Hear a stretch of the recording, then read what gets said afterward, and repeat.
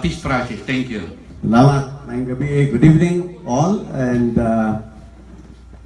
it's actually a surprise for my representative here that I showed up at the last moment. I arrived from Manila. I really thought that I could not make it. That is the reason why we arranged that my old reliable partner in our work for peace in Mindanao will be here. But you know, I was there in Manila, and then I thought, you know, if people like the family of Dr. Tazyeen can come all the way from Malaysia, and then we have so many other guests coming from other parts of the world, why cannot I come myself? Thank you very much. Thank you. Of course. Kaya, well, sorry, I have to mix my statements with some Filipino words, but I took the flight and arrived Manila late afternoon, and immediately, of course, I have to ask permission from my wife, who was expecting that I would be spending tonight and tomorrow with her on a weekend, but she had agreed to allow me to be here, and so it took me about 3 hours and a half. So I made it. I texted by Putri and said I'll probably be around after 9 o'clock. But I came on time at 9 o'clock, and with due apologies to my partner here who prepared. So thank you very much for preparing, and you will be properly honored and rewarded. Thank you, sir. Thank you. For the effort. But I have really come because I thought that the Sultanate Buayan Darussalam is one of the strongest partners of government in the long work that we did in the negotiations. You know, we did different stages of the negotiations, and just to inform everyone, our guests especially, that the Sultanate was one of the principal supporters in our work for peace in Mindanao. We know very well that we have many Sultanates here. We have 3 here in this part of the world. There are other Sultanates in the other areas, but the Sultanate of Buayan Darussalam is standing out as one of the prime supporters of our work for peace. So I have come not really just to honor you with my presence, that would be the last thing I would do, but really to pay tribute to the kind of support that you have given us. Because the work for peace is a long road. It's not an easy road. I always say the road to peace is not paved, it is not cemented, it is not concrete, it has humps and bumps along the way. Yes.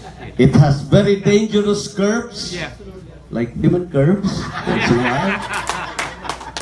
There are many dangerous obstacles along the way. But what is very important is that we keep the course together.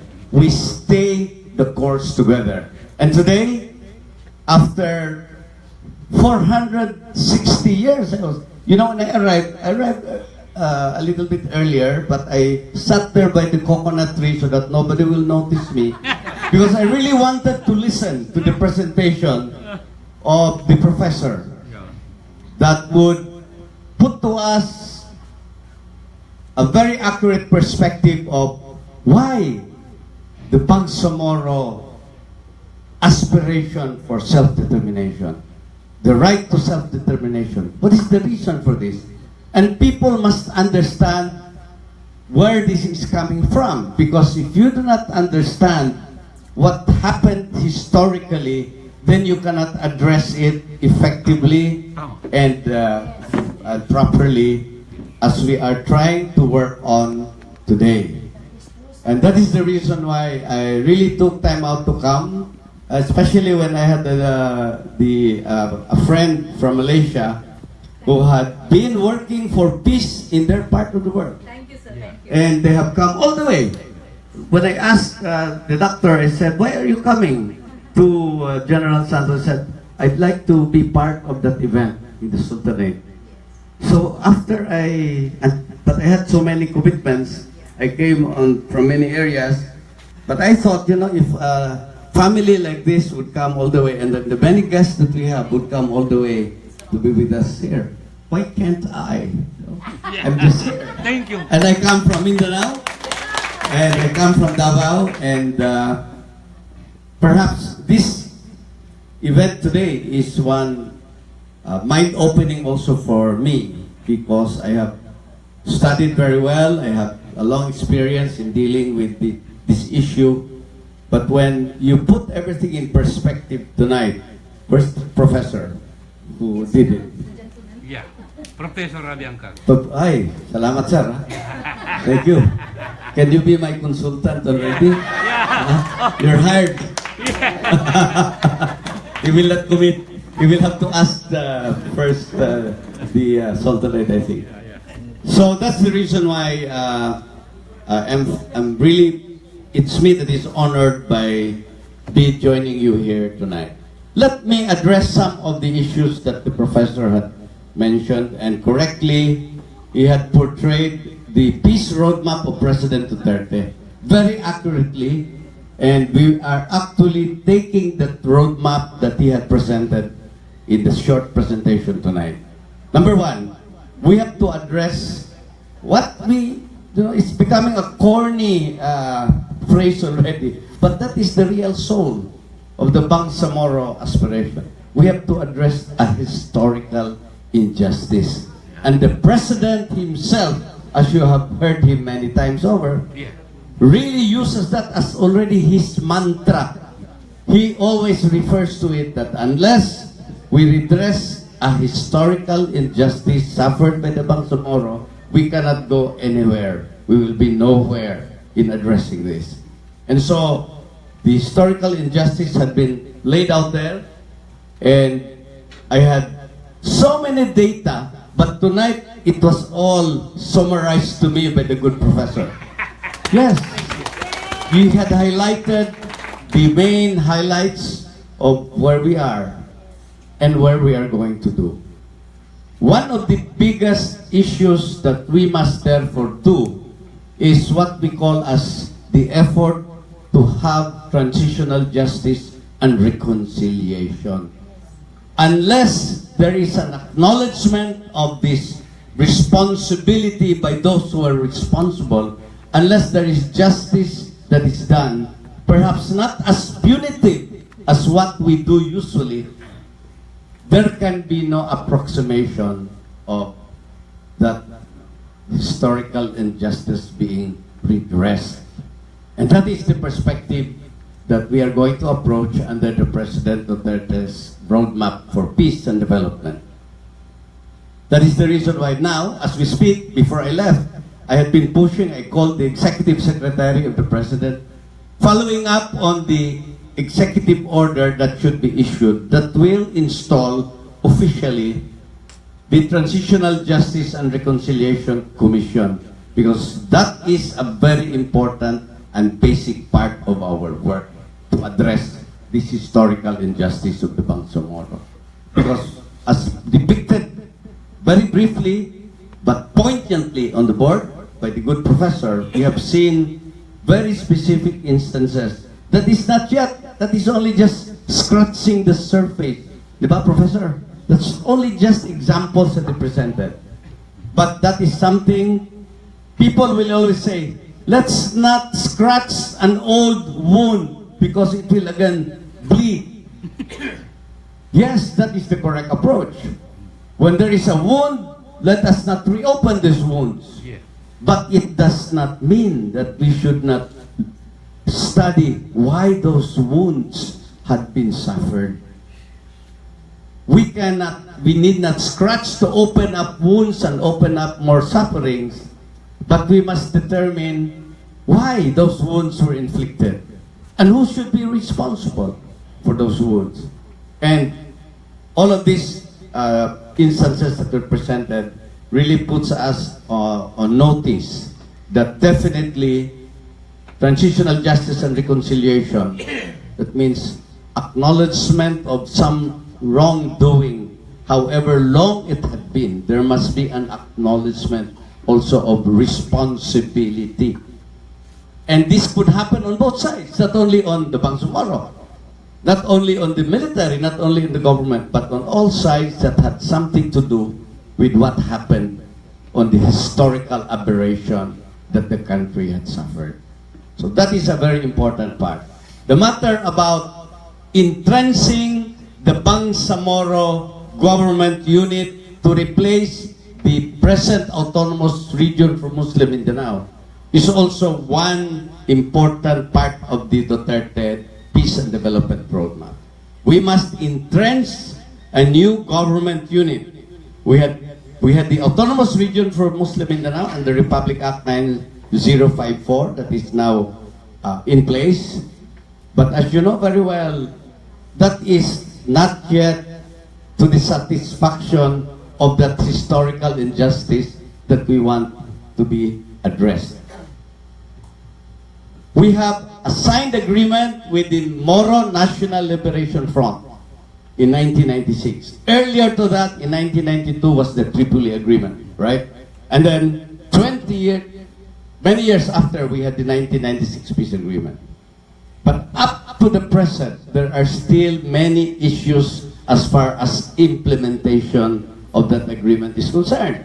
That is the reason why Chairman Nur Miswari, up to now, still is having some issues raised against government. Now, we have already also signed with the Moro Islamic Liberation Front. That is actually an offshoot of the signing of the 1996 Peace Agreement, because Hasim Salamat and his organization, the MILF, thought that the 1996 agreement does not satisfy the Bangamoro aspirations. So they so-called broke away from the MNLF, and government had to undertake also a separate negotiation. And an agreement was signed in 2014. So we have the comprehensive agreement of the Bangamoro, of the MILF, but we have also the old agreement of the MNLF in 1996. What should we do with these two agreements? Congress cannot come up with one law for the MILF and another law for the MNLF. I mean, that's a reality. I mean, we will be fooling ourselves if we say that we sign an agreement and pass a law to implement the Miswari agreement and another law to implement the Murad or the Hasib Salabat agreement of the MILF. That cannot be. How should we therefore approach this? The Duterte roadmap simply says, first of all, we must entrench a government unit out of the cap. That is the first step. That is the reason why we have organized the Bangamoro Transition Commission. And good, thank you to the MILF. They have agreed to increase a little bit the membership. And we have a 21 BTC now that has started to work already. It will come up with a new draft of a new law that will replace, hopefully, the failed Bangamoro Basic Law, the BBL, that did not pass. Remember, the BBL did not pass not only because there are very intrinsic internal issues about the law itself. There were also extra incidents that happened that created also some distrust on the bigger public. And I refer to the Mamasapano incident. At the time when we were already about to pass the BBL, an unfortunate incident took place called the Mapasapano. And, you know, many congressmen who are not mostly from the Bangamoro area are the ones who will make the final decision. And congressmen, even though how much a president will dictate to them, will follow ultimately the sentiment of people who vote them into office. So do not also expect that, and what happened during the President Aquino's government, he really uses all his powers to compel members of Congress and the Senate to approve it. But it did not happen. You know why? Because congressmen and senators also respond to the sentiment of the general public, who will ultimately vote them into office. That means if they separate from the popular sentiment, they will not get another mandate when the election comes. And that is the reason why today we are looking at that experience, but we must also work out with Congress, and hopefully no Mamasapano incident again will happen, to put again something extraneous challenges that would again prevent the passage of the new law. So we're working on it right now, and we're looking at May up to July, which is the new Congress that will convene, that hopefully it can be submitted to the new Congress so that it can be acted upon by Congress. That is for the CAB. Then you ask, but what will happen to the MNLF peace agreement of Nur Miswari? Right now, because Nur Miswari, for obvious reasons, doesn't want to come and converge with the MILF. So we had to organize another implementing panel to engage him. But the purpose is not to, because he will refuse definitely to bring him into the BBL work. In fact, we invited him first to be part of the Bangamoro Transition Commission to give representative, but he refused. Fortunately, another faction that is not with Chairman Nur recommended 3 to be part of the PTC, and the government accommodated them. So we have now a panel there that will create a new law. But Miswari doesn't want to have a part of it. So what we are now working on Nur Miswari, for you to understand what we are doing, is we are now, remember there was a tripartite review of the 1996 peace agreement of Nur Miswari that was sponsored by the Organization of Islamic Conference, or OIC. And they had 42 consensus points coming out of that review. The review was to find out what was wrong with the MNLF peace agreement of 1996. And so there was a consensus that there are 42 points that should be put into the armed law in order to enhance it further. So we are now working on that direction. But what is going to happen? We have the CAB also coming up with its own new BBL. And then we have another draft law that will amend the Republic Act 9054 in the Miswari track. The roadmap is that both outputs of the CAB and output of the Miswari review will all be submitted to Congress. And it is in Congress that it will be consolidated, both will be harmonized, and they will all be converged so that one law will come out only for the Bangamoro. There is no other way to do it. There is no other way. If you will not accept it, sorry, you will be left behind by the peace path. The bus is there. Everybody who would like to be on board the peace bus, please come on board. If you don't want to take the bus, sorry, we'll leave you behind. We can come back for the second trip if you wish. But that's the whole idea. So let's converge around this effort together. Then you ask, is it easy? It's not an easy task right now. Still difficult. It's one step at a time. But what is very important in our work for the Bangamoro is this. And this is the only place in the world that had this kind of an arrangement.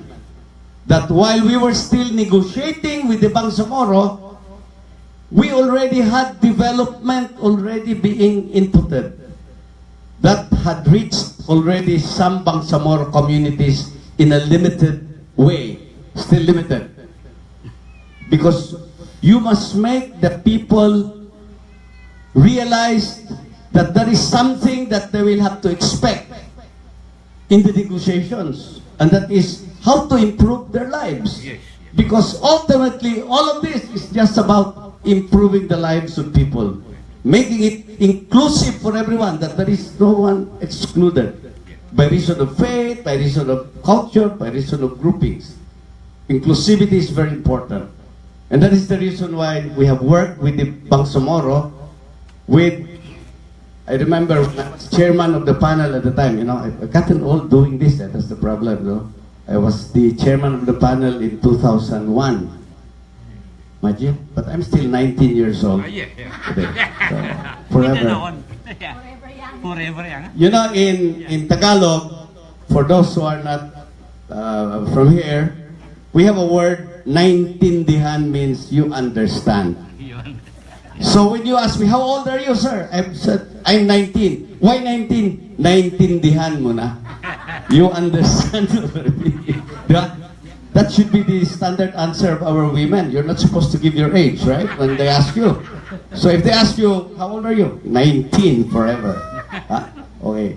Anyway, that is where we would like to see work to be done. And I was in the panel before, and Kagi Murad was also the panel chair at the time, my counterpart. He was not the chairman of the MILF because Hasim Salamat was still alive. One day, there was almost a collapse of the talks in Tripoli, Libya.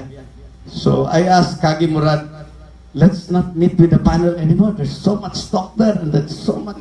Let's meet one-on-one. So we met together, and then after that, we emerged after several hours together, and we decided, let's do, while negotiations are ongoing, a concept of development. Because nobody would agree to that. Because if you are a rebel group, you do not want government to put projects because you are undermining their leadership. It is a counterinsurgency matter that a rebel group would not want. On the part of government also, it's also a big challenge.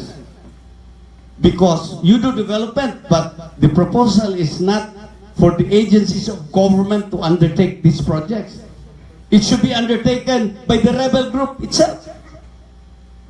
But we decided to push with it. So I had a problem with my president at the time.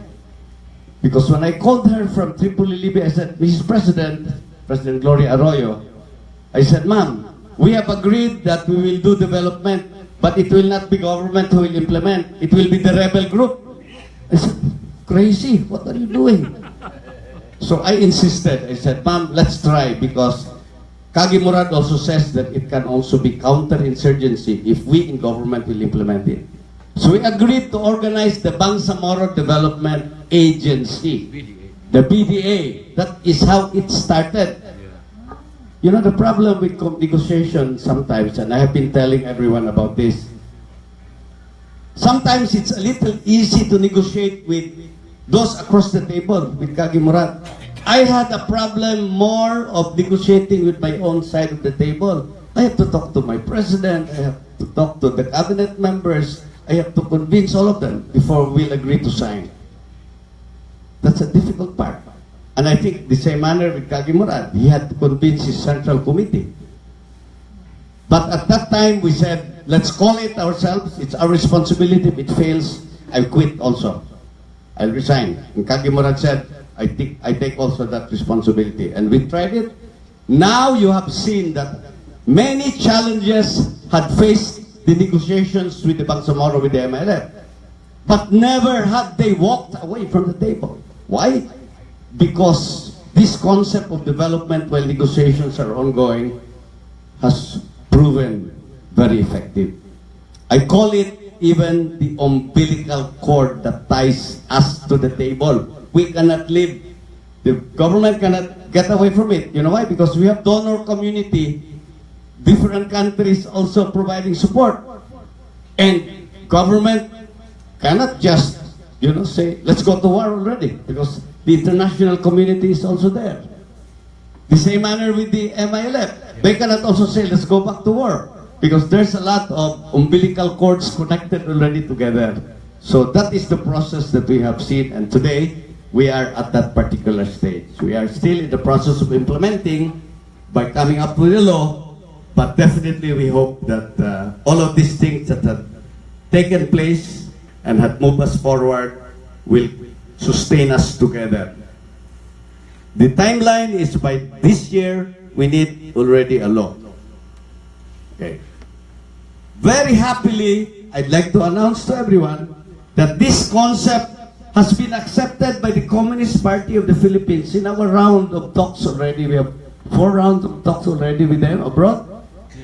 They have recognize that this way is something that can work also with them. So it is the Bangamoro template that they are accepting also as something that they can adopt. So we have tested it, and I think it will work out in the same manner.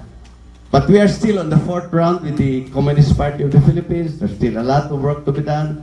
But I know that if there is some resonance to what we are doing in the same manner as we did with the Bangamoro, I feel that we can also move forward together. So that's where we are today. Is it an easy task? No way. Please manage your expectations, I always say. Because I call it peace, the piece by piece. Piece by piece, one step at a time. Because it has been a long struggle and we don't have a magic formula, by the way. Don't ever think that Dureza or Duterte, both of us have the magic formula and that everything is well and okay. It's a step-by-step engagement with the other side of the table, with the communities. That is the reason why in our work now with the new law that we are crafting for the Bangamoro, we have organized what we call as peace tables. We're going to do not negotiations anymore, but peace conversations. Meaning, the reason why I came tonight is also to invite all of you that when the BTC, the commission that will craft the law, is already on the road, they will schedule meeting with you for you to give your inputs to them. Because we need everybody to have ownership of the outcome. If there is no ownership by you, if you do not be part of it, then you cannot even be supportive of it. But if you have part of it, you have been part of the process. Not all of your suggestions will, of course, be adopted, I'm sure. But because you have been consulted and you have become part of the process, then it will see to it that there will be a lot of possibility that you will also be part of its implementation. So the BTC will call on you, will invite you to sit down, especially the Sultanates. Because we knew that in the previous past, there has been not much engagement, sorry to say. I was part also of government during that time. There was not much consultation, and therefore there is no ownership. That's why when something collapsed, everybody say, oh, we were not surprised. You know, that is always part of the concept of ownership. I remember I had been doing work with the evacuees. And I always try and build houses that are burned during conflict. We rebuild the roads that are destroyed because of bombings. Houses that are burned. But I always say, building infrastructure, rebuilding out of conflict is not a difficult task as compared to rebuilding what has been destroyed, which is social cohesion amongst the people. The breaking up of relationships amongst people is something more difficult to rebuild. And I recall every time I go to an evacuation center during fighting between the military and the Bangamoro, I go to a Christian community, and all the Christians evacuees are in Christian communities.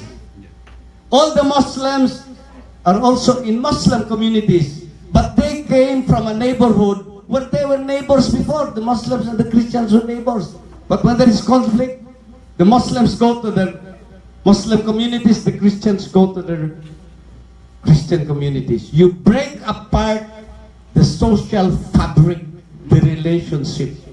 How to rebuild it is something difficult to do. And that is where we must engage with them. There must be transitional justice. There must be reconciliation. Not only just hardware or infrastructure, rebuilding houses. That is also important. But rebuilding relationships is very important. Social cohesion is something that is important to make peace and development sustainable. You cannot sustain peace in an area if there is no development. But there is also no sustainable development if there is no peace. Remember the dilemma of which comes first? The chicken or the egg? Ma'am, which comes first? The chicken or the egg? Egg. But where will the egg come from? Chicken. Oh, where does the chicken come from? Egg. See, that is the dilemma. Which should come first? Peace. They say, why is there no peace in your area? There is no peace because, we are deprived. We are poor. There's no development. And then when you ask, why is there no development? Oh, how can we go to that area? We will get kidnapped. We are shot. So there is no peace. So that is the dilemma. How do we approach it now? Which should come first? Peace first, to development or development? Our mantra now is do this simultaneously, both at the same time. Work for peace and do development at the same time. And that is what we are doing right now in our work with the Bangamoro Development Authority and the negotiations and coming up with the law. So I think I have explained a little bit. There's still a lot.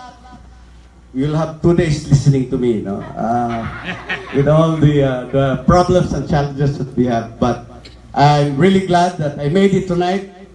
I have to go back and travel back tonight also. Yeah. Otherwise, my wife has kidney transplant 1 year and 7 months. She's already okay. And she doesn't need me, really. But you have also to be around, right? See? Is that right? Husbands. Husbands, listen. We men always insist that we are the boss in the family with our wife's permission, of course.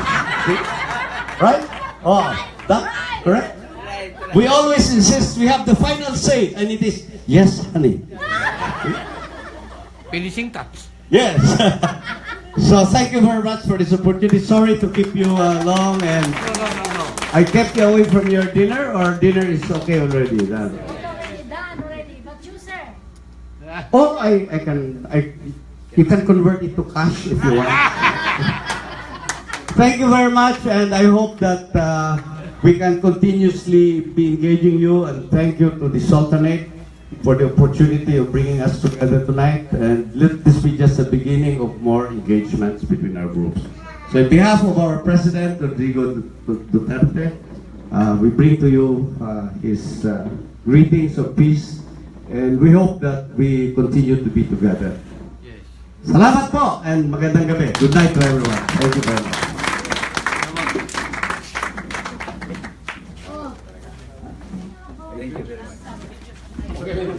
Maraming salamat po, sir.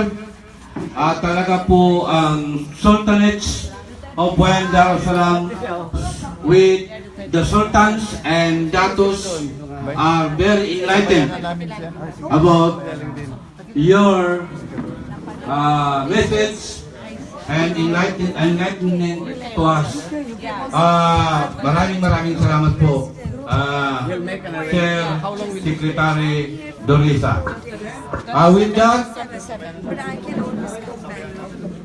alam po namin na marami po sa atin ang masaya dahil narinig po natin first-hand information coming from the Secretary, yung voice ng ating mahal na Pangulo in relation to peace process. So,